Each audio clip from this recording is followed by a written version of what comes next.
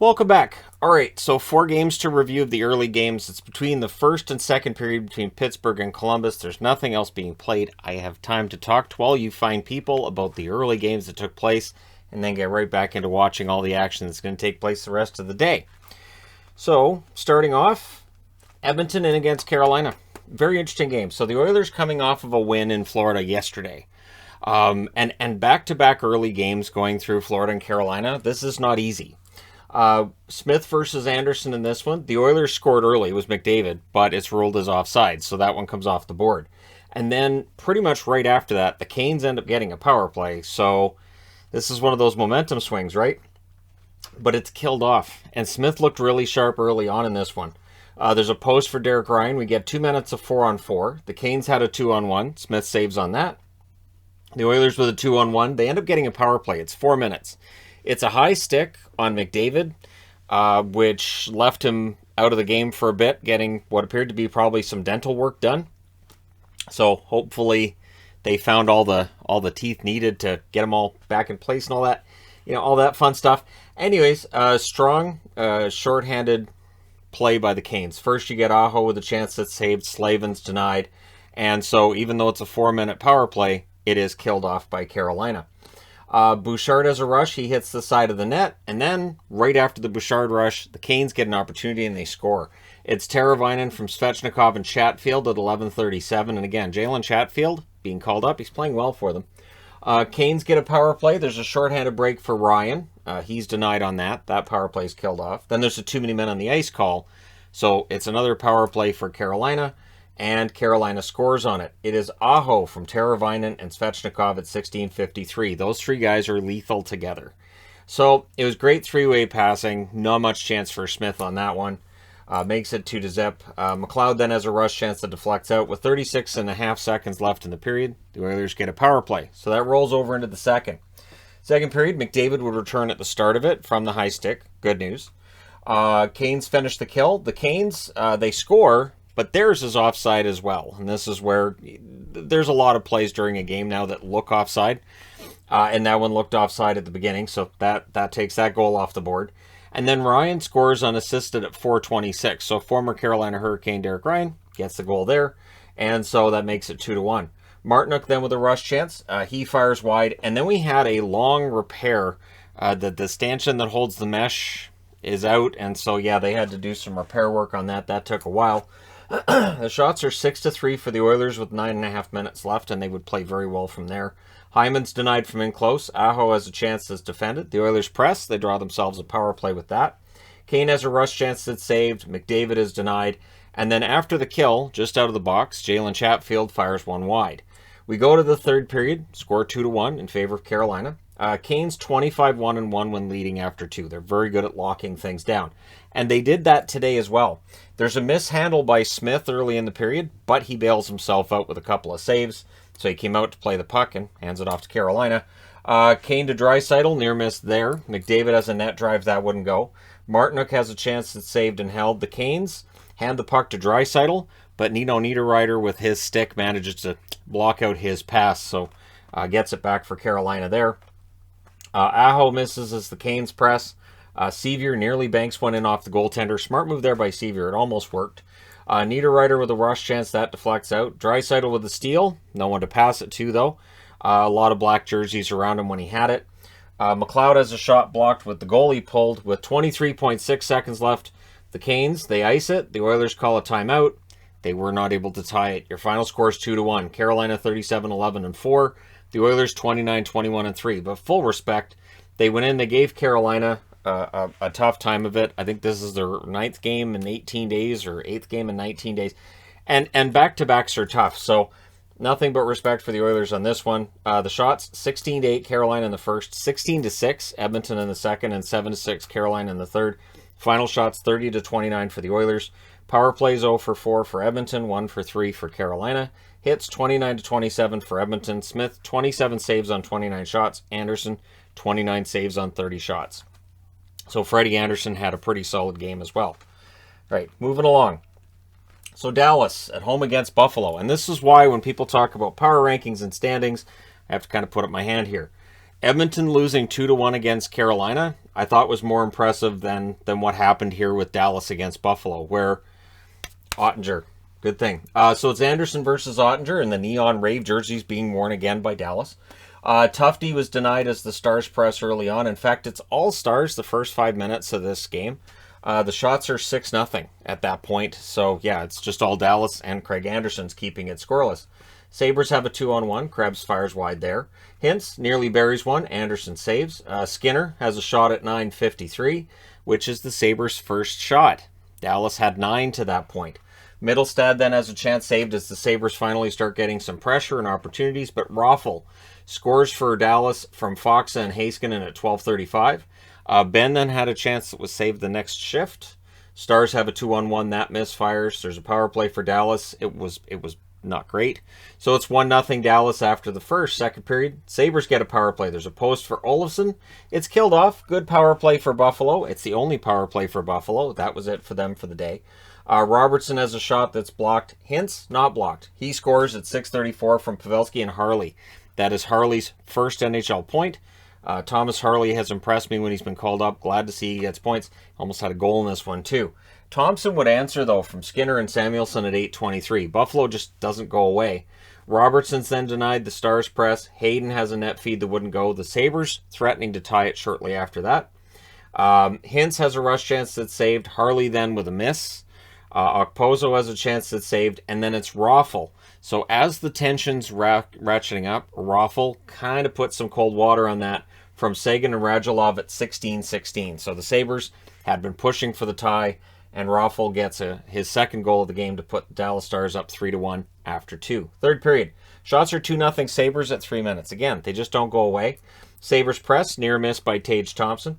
Ben had a backhand that was saved. The Stars would press. Power play then for Dallas. There's a shorthanded Okposo rush that's saved and held. And then Dallas scores during that power play. It's right near the end of it. I think there's like 4 seconds left. Gurianov from Lindell and Ben at 8:56. Stars then end up going back to the power play. So some trouble for Buffalo in the third. Okposo has a net drive that wouldn't go. The Sabres, after the kill, they had some pressure with 6.5 minutes left, and eventually they get the goal. It's Eakin from Haig at 14:02, and the defense on that one. Eakin shouldn't have been able to bury that one, and he did. I thought the defense was out of position on that. Then with 1:48 left, the Stars, they ice the puck, which allows Buffalo to pull the goaltender. They'd been trying to, but they weren't getting the opportunities at the other end that would allow you to pull the goaltender. Ottinger saves, holds on an Eakin opportunity with 48.5 seconds left. The Sabres call a timeout. Your final score is 4-2. So Dallas wins. They go to 29-20-3. They have a game in hand on Edmonton, meaning that right now on the NHL standings, they will have the lead on Edmonton because they've played one less game. So it goes by points. Points percentage, I should say. For Buffalo, 16-30-8. So again, Dallas, that's a big win for them. But I'm more impressed by what Edmonton did in Carolina than by what Dallas did at home against Buffalo. And the shots tell you why. Shots are 18-6 Dallas in the first, 11-8 Buffalo in the second, and 23-5 Buffalo in the third. Final shots 40-31 for Buffalo. Power plays, Buffalo 0 for 1, Dallas 1 for 3. Both teams had 15 hits in this one. Anderson 27 saves on 31 shots. Ottinger 38 saves on 40 shots. So Jake Ottinger continues to be an amazing story, and I'm very grateful as a Dallas fan to see him playing well, because Dallas could have blown it. All right, St. Louis, the Blues go in against Chicago today, and this is a weird one. The first period to me was weird. So you have Binnington versus Fleury. Kyrou has a break. Fleury outweights him. So Kyrou ends up looking kind of silly and ends up behind the net because he just keeps waiting and waiting and waiting. Fleury's not biting on it. Thomas with a net drive. Seth Jones defends that. So we're seeing opportunities for St. Louis that aren't resulting in shots. Kyrou can't bury one. The Blues press, and at 8.5 minutes, the shots are 6-2 for the Hawks. It was weird because I know the Hawks were getting shots, but it felt to me like the Blues were outplaying them. Shot clock telling me otherwise. Bozak's denied on a turnover. Caleb Jones had a screenshot that was saved and held by Binnington, who has started to play really well again. Blues getting chances, but again, they need more shots. Doc's denied on a rush. Parayko with a blast. Fleury does the around-the-world save on that one. Nice. Blues press with 2 minutes left, and eventually, with 10.4 seconds left in the first, the Blues get a power play. So that rolls over into the second period. It's killed off. Barbashev's denied afterwards as St. Louis keeps up the pressure. And then Kyrou scores at 2:26 from Shannon Barbashev. So that puts St. Louis up 1-0. And it was a perfect cross-ice pass from Shen. Kyrou puts it in, no chance for Fleury on that. Tarasenko's then robbed, but Buchnevich is not. He scores from Thomas at 6:56. So it's 2-0 there. DeBrincat then has a rush chance that's saved. We get a power play for the Chicago Blackhawks. Blues don't let him set it up. That's killed off relatively easily. Hawks had a 3-on-2. Kane was denied on that. With 3.5 minutes left, the Blues get a power play. Kyrou's denied by Murphy, so empty net, kind of, sort of, but Connor Murphy makes sure Kyrou can't bury it. Hagel has a stick break, makes it a 5-on-3.5 at 18:08. St. Louis scores. It's Perron from Shen and Falk. So they talked a lot about how Perron and Fleury are friends and buddies. And so there's kind of this friendly competition when they're against one another.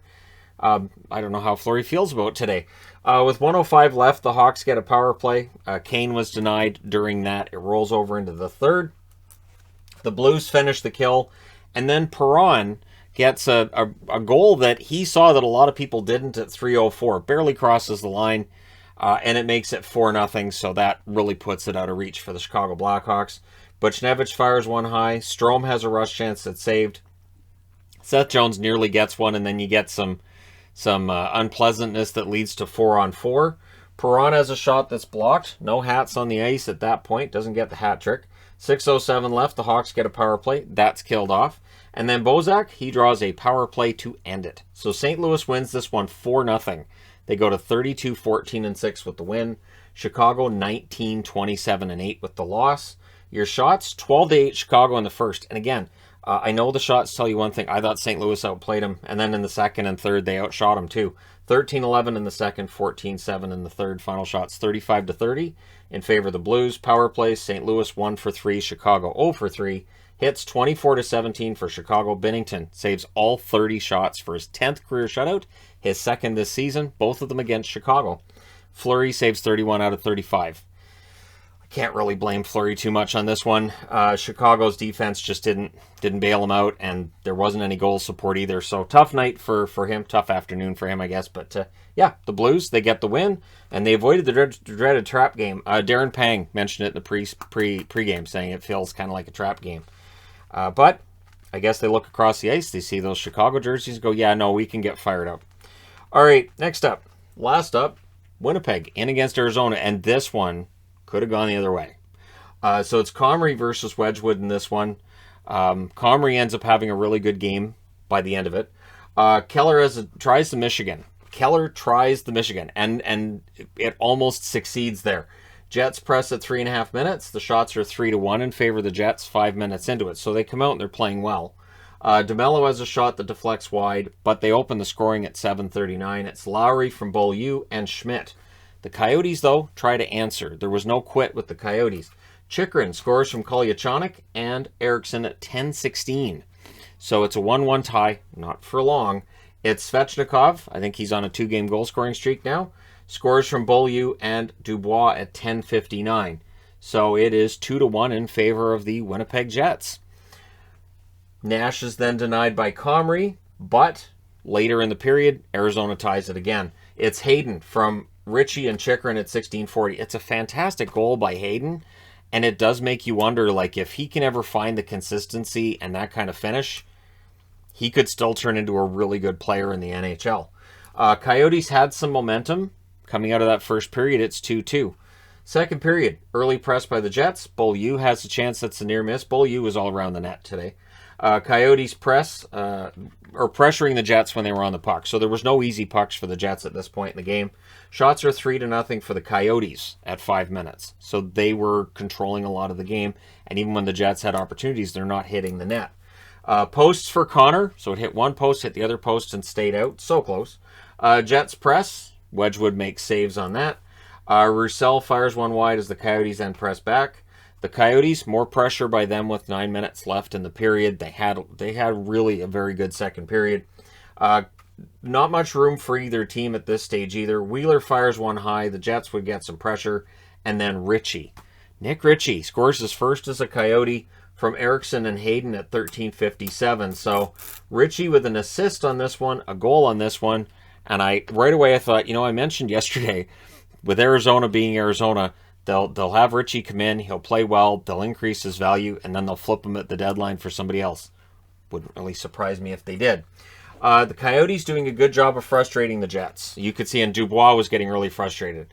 And I understand he can be high-tempered, but he does have to watch how many penalties he does end up taking. 3:10 left. There was 2 minutes of 4-on-4, and Dubois was going to get the call, but I think it was Chychrun that engaged with him, and Chychrun ends up taking the offsetting penalty.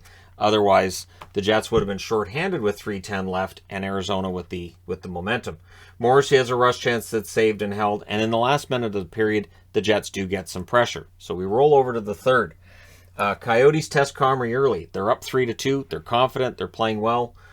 Jets still not getting any room until Wheeler. Wheeler ties the game from Scheifele at 3:17, and it was a rush chance on a turnover. So Scheifele with an assist there, and that ties it up. Kessel was denied. The puck then goes the other way. The Jets are not. It's Connor from Svechnikov and Dubois at 5:34. So Dubois gets on the board there with an assist to go with his other assist of the game. Svechnikov gets a goal to go with his assist. And for Kyle Connor, he continues to just keep scoring goals. It's what he does. It's what he's good at. Coyotes then press to tie it. Scheifele gets taken down. So penalty shot. Point at center ice. And I was like, here we go. And it's saved. Wedgwood made a very nice save on that. He was down too, so Scheifele ends up crashing into Wedgwood. Wedgwood stayed in the game. Wheeler's then denied. We're down to 5:28 left. Dubois with a wraparound saved and held. We're down to 3:46 left, and the Jets are getting chances, so it's not like Arizona's able to pull them. And then when they do, the Jets hit the empty net. At 18:52, it's Connor, because of course it is, from Pionk, and that makes it 5-3. Lowry nearly adds another while the goalie's in the net, but your final score is 5-3. The Jets go to 23-21-9. Desperately needed this win. Arizona 14-35-4 with the loss. The shots in this one: 10-9 Winnipeg in the first, 11-6 Winnipeg in the second, 17-14 Winnipeg in the third. Final shots 38-29 for the Jets. Neither team had a power play in this game. Didn't happen.